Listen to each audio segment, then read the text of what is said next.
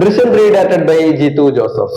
സാധാരണഗതിയിൽ സീക്വൽ ആയിട്ട് ഇറങ്ങുന്ന പടങ്ങൾ, പ്രത്യേകിച്ച് ക്രൈം ത്രില്ലർ പടങ്ങൾ, അത് മലയാളത്തിലാണെങ്കിലും മറ്റേതെങ്കിലും ഭാഷയിലാണെങ്കിലും ഒരു പരിധി എത്തുമ്പോൾ ഓഡിയൻസിന് കാര്യം മനസ്സിലാവും. അതായത് ഇത് ഇന്ന രീതിക്കാണ് പോയിക്കൊണ്ടിരിക്കുന്നത്, നമ്മുടെ എക്സ്പെക്ടേഷൻ ലെവലിൽ അത് മീറ്റ് ചെയ്യും.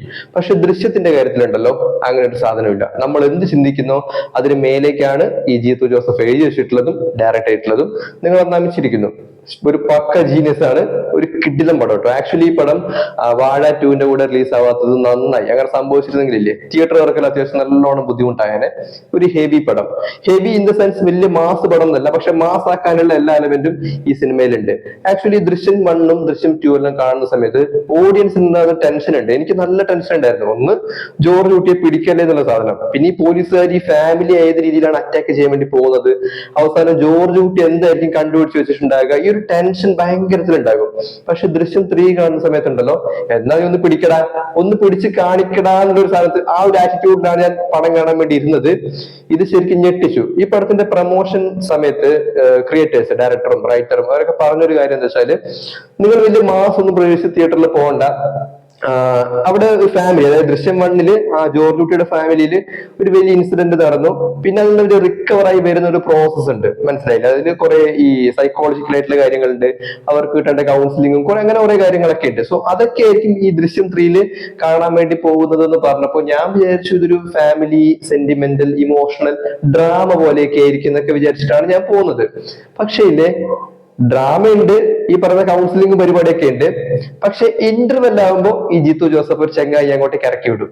പിന്നെ ഇല്ലേ പടം ഇങ്ങനെ പോകും. അത് പടപടയുന്ന അങ്ങോട്ടേക്ക് പോകും. നമ്മൾ എവിടെ വീക്കായി പോയെന്ന് ചിന്തിക്കുന്നോ അവിടെ നമ്മളെ ഞെട്ടിക്കാനായിട്ട് കുറച്ച് ആൾക്കാരെ ഇയാൾ ഇറക്കി വിടുന്നുണ്ട്. അതിലൊരു സ്ഥലത്ത് നമ്മൾ ഉറപ്പായി ഞെട്ടിപ്പോകും. ഞെട്ടുക എന്ന് വെച്ചാൽ നമ്മൾ തിയേറ്റർ സീറ്റിൽ നിന്ന് എണിച്ചു പോകും. അത് വല്ലാത്ത ഞെട്ടിക്കലായി പോട്ടെ, എല്ലാവരും ഓൾമോസ്റ്റ് ഞെട്ടി. രണ്ടാമത്തെ ഞെട്ടിക്കലിന് ശേഷം ഒരു ഇന്റർവെൽ കൂടി വരുന്നുണ്ട്. അതുകൊണ്ട് വലിയ കുഴപ്പമില്ല, ഒരു പെർഫെക്റ്റ് ഇന്റർവെൽ ബ്ലോക്ക് ആയിരുന്നു. ഈ വർഷം ഞാൻ മലയാള സിനിമയിൽ കണ്ടിട്ടുള്ളത് വെച്ച് one of the best interval block ആയിരുന്നു ഇത്. പിന്നെ ഈ പടം ഡീപ്പായിട്ട് അനലൈസ് ചെയ്യുന്ന സമയത്തുണ്ടല്ലോ, 2013 ദൃശ്യം 1 വരുന്നത്, ഇപ്പൊ 2026 2013 ജോർജ് കുട്ടി പിടി കൊടുത്തിരുന്നെങ്കിൽ ഇപ്പൊ ജയിലിൽ നിന്ന് പുറത്തിറങ്ങേണ്ട സമയമായി. ഞാൻ പറഞ്ഞതെന്ന് വെച്ചാല് ഇത്രയും സമയം എടുത്തിട്ട് പോലും ഇല്ലേ ഈ സിനിമയിലെ കഥാപാത്രങ്ങളുടെ മാനറിസങ്ങൾക്കൊന്നും അല്ലെങ്കിൽ ഒരു ക്യാരക്ടറിസ്റ്റിക്സിനൊന്നും ഇല്ലേ കാലഘട്ടത്തിനനുസരിച്ചിട്ടുള്ള മാറ്റം അല്ലാതെ വേറൊരു മാറ്റവും വന്നിട്ടില്ല. നമുക്ക് കാണുമ്പോൾ തന്നെ ഫീൽ ചെയ്യും. അതായത് ഒരു കഥാപാത്രവും ഇല്ലേ ഒരു ലിമിറ്റിന് മേലെ പോയിട്ട് ഇയാൾ ഒരിക്കലും ഇങ്ങനെ ബിഹേവ് ചെയ്യില്ലല്ലോ എന്ന് ഓഡിയൻസിനെ കൊണ്ട് ചിന്തിപ്പിക്കുന്നില്ല. പിന്നെ ജോർജ് കുട്ടി എന്ന് പറയുന്ന കഥാപാത്രത്തിനെ ഈ സിനിമയിൽ എഴുതി വെച്ചിട്ടുള്ളത് ഭയങ്കര ബ്രില്യന്റ് ആയിട്ടാണ്. ഇയാള് വീട്ടിനുള്ളിൽ നിന്നിട്ട് വാഷ് ബേസിനിൽ കൈ കഴുകിയിട്ട് ഈ വായ് കഴുകി തുപ്പുന്ന ഒരു സീൻ ഉണ്ട്. എനിക്ക് ഉറപ്പാണ് ഈ പടം ഒരു OTT റിലീസിനൊക്കെ ശേഷം ആൾക്കാർ വീണ്ടും വീണ്ടും പറയാൻ വേണ്ടി പോകുന്ന ഒരു സീൻ അതായിരിക്കും. അത് എന്തുകൊണ്ടെന്നുള്ളത് ഈ പടം കാണുമ്പോൾ നിങ്ങൾക്ക് മനസ്സിലാവും കേട്ടോ. ഞാൻ സ്പോയിലർ ആയിട്ട് പറഞ്ഞതല്ല, പക്ഷെ അതൊരു ബ്രില്യന്റ് ആയിട്ടുള്ള സാധനമാണ്. അതായത് ഈ ജോർജ് കുട്ടിയുടെ മാനസികാവസ്ഥ മാറുന്നതിനനുസരിച്ച് ഇയാളുടെ മാനറിസത്തിലും ആക്ഷനിലൊക്കെ വരുന്ന ചില മാറ്റങ്ങൾ വളരെ ഡീറ്റെയിൽ ആയിട്ട് തന്നെ ലാലേട്ടൻ ചെയ്തിട്ടുണ്ട്. പിന്നെ ലാലേട്ടന്റെ അഭിനയത്തിനെ കുറിച്ചിട്ട് കൂടുതൽ പറയേണ്ട കാര്യമൊന്നുമില്ലല്ലോ. ബ്രില്യന്റ് ആയിട്ടുള്ള കിഡിലായിട്ടുള്ള സാധനമാണ് അദ്ദേഹം ഈ പടത്തിൽ ചെയ്തു വെച്ചിട്ടുള്ളത്. പക്ഷെ ഇന്റർവെല്ലിന് ശേഷം നമ്മുടെ സഹദേവൻ, അതായത് ഷാജോൺ, കലാഭവൻ ഷാജോന്റെ കഥാപാത്രം കയറി വരുന്നുണ്ട്. കിഡിലം പെർഫോമൻസ് ആയിരുന്നു, നല്ല തീ പോലത്തെ പെർഫോമൻസ്.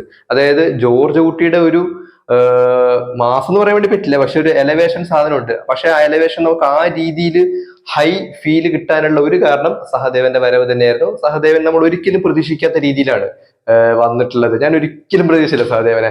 ശരിക്കും ദൃശ്യം 2ല് നമ്മൾ മിസ് ചെയ്ത സഹദേവൻ ഇവിടെ വന്ന് നല്ല ലെവലിൽ തന്നെ ചെയ്തു വെച്ചിട്ടുണ്ട്. പക്ഷെ ദൃശ്യം 1ല് സഹദേവന് കിട്ടണം എന്ന് നമ്മൾ ആഗ്രഹിച്ച ഒരു കാര്യമുണ്ടല്ലോ, അത് ഇവിടെ തീർത്തിട്ടുണ്ട്. കിടിലമായി തന്നെ ചെയ്തിട്ടുണ്ട്. പിന്നെ മറ്റുള്ള അഭിനേതാക്കളിലേക്ക് വന്നു കഴിഞ്ഞാൽ മുരളി ഗോപിയുടെ നല്ല ഡീസന്റ് ആയിട്ടുള്ള പെർഫോമൻസ് ആയിരുന്നു. സിദ്ദിഖും അതുപോലെ തന്നെ ഗീതാ പ്രഭാകരായിട്ട് അഭിനയിക്കുന്ന ആ ലേഡിയും അവർ തുടക്കത്തിലും പിന്നെ സിനിമയുടെ ഇടയ്ക്ക് കുറച്ചായിട്ടാണ് വന്നിട്ടുള്ളത്. പക്ഷെ അതും നല്ല രീതിയിൽ തന്നെ ചെയ്തിട്ടുണ്ട്. പിന്നെ ബാക്കിയുള്ള കഥാപാത്രങ്ങൾ മീന, പിന്നെ അവരുടെ മക്കളായിട്ട് അഭിനയിച്ചിട്ടുള്ള 2 ആക്ട്രസുകൾ, പിന്നെ ദൃശ്യം 2ലത്തെ കഥാപാത്രങ്ങളാണ് കൂടുതലായിട്ടും ഈ സിനിമയിൽ വന്നിട്ടുള്ളത്. അവരെല്ലാം നല്ല അടിപൊളിയായി തന്നെ ചെയ്തിട്ടുണ്ട്. പിന്നെ കൊല്ലം അജിത്ത് എന്ന് പറയുന്ന ഒരു ആർട്ടിസ്റ്റ് ഇല്ലേ, നല്ല പെർഫോമർ ആയിരുന്നു, കിടിലായി തന്നെ ചെയ്തിട്ടുണ്ട്. അയാളുടെ പേരായിട്ട് അഭിനയിച്ച ലേഡിയും നന്നായിരുന്നു. പിന്നെ ഈ മറിമായം സീരീസിലെല്ലാം അഭിനയിക്കുന്ന 1-2 ആർട്ടിസ്റ്റുകളും ഈ പടത്തിൽ വന്നിട്ടുണ്ട്.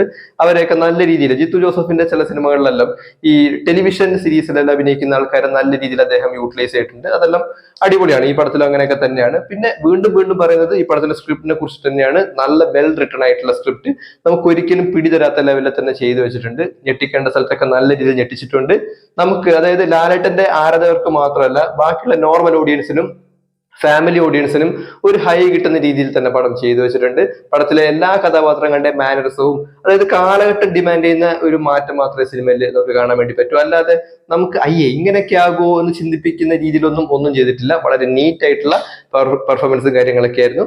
പിന്നെ ഞാൻ പറഞ്ഞല്ലോ ഓൾറെഡി, ഈ പടത്തിന്റെ മ്യൂസിക് അതുപോലെ DOP അതൊന്നും ശ്രദ്ധിക്കാനുള്ള സമയം നമുക്ക് കിട്ടൂല. അതായത് നമ്മൾ ഈ പടത്തിന്റെ ഉള്ളിൽ തന്നെ ആയിപ്പോകും, കംപ്ലീറ്റ്ലി നമ്മൾ ഇതിനകത്ത് ഇന്നായി പോകും. ക്ലൈമാക്സിലേക്ക് വരുന്ന സമയത്ത് ഒന്ന് രണ്ട് നല്ല കിടിലും ഹൈ തരുന്നുണ്ട്. ചില ഭാഗത്തൊക്കെ നമ്മൾ ചിരിച്ചു പോകും, ചില ഭാഗത്ത് നമ്മൾ തുള്ളിപ്പോകും. എല്ലാ സംഭവവും ഉണ്ട് കേട്ടോ. ഒരു കിഡിലായിട്ടുള്ള തിയേറ്റർ എക്സ്പീരിയൻസ് ആയിരുന്നു ദൃശ്യം 3.